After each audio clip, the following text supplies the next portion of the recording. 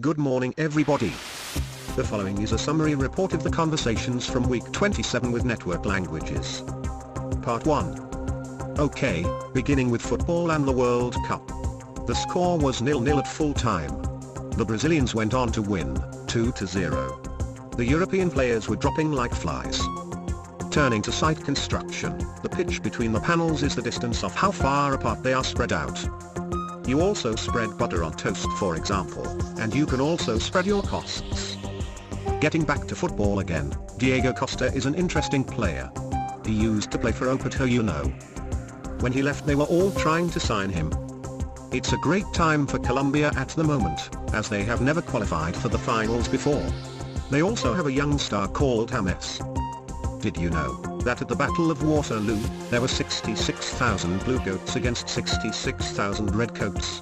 It's just like football. I was shouting for Spain. I'm afraid I stood out like a sore thumb, because the Spanish were very quiet and subdued. Turning to the question of the best invention, and which is the best of all time. I came to the conclusion that the best invention is relative to its era. It depends on whether you're talking about the recent or distant past. But in any case, I'm sticking with electricity. Of course, one of the difficulties of the conversation is being able to change subjects rapidly. We will overcome this difficulty. Hopefully. And of course, you'll get lots of chances with Will. When I get to Costa Rica I will send you a postcard. Have you got any trips coming up?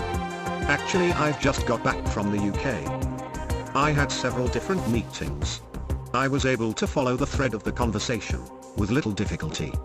I could understand. I guess it's the fruits of our labors here with Tom.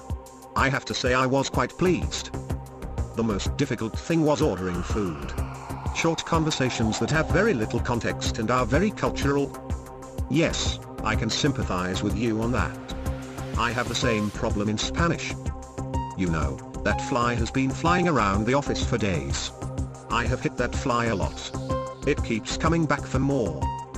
Okay, getting back to the project, English. I have gotten into the habit of promoting watching TV.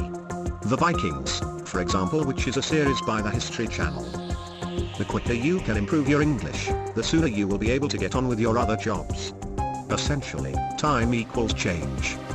How does it work? Well, you turn up, and you speak English. There's no other strategy. You don't have anything else, except time. We're also going to have a look at the verb get. The verb get is like a Swiss Army knife. We're also going to talk about the 30:20:10 rule, which stands for 30 as the minimum font size. 20 is the optimum number of slides and 10 as the minimum amount of time spent speaking. We need to maximize your time spent speaking.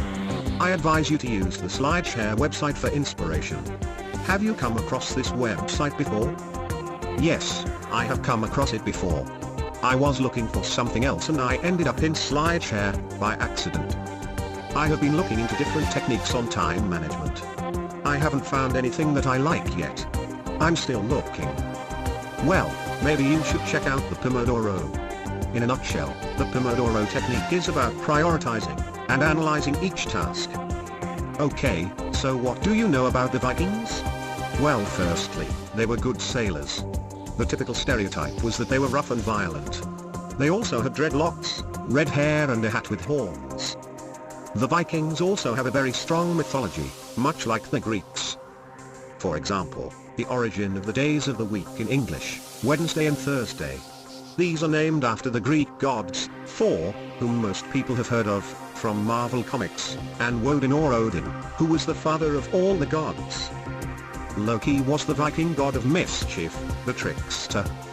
Actually, it was a technological breakthrough, the compass, which enabled them to navigate the North Sea.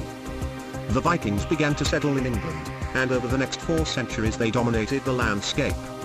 At that time the north of England was called Danelaw. Of course that had a big effect on the language. The S for the third person comes from Danish, or Viking, for example.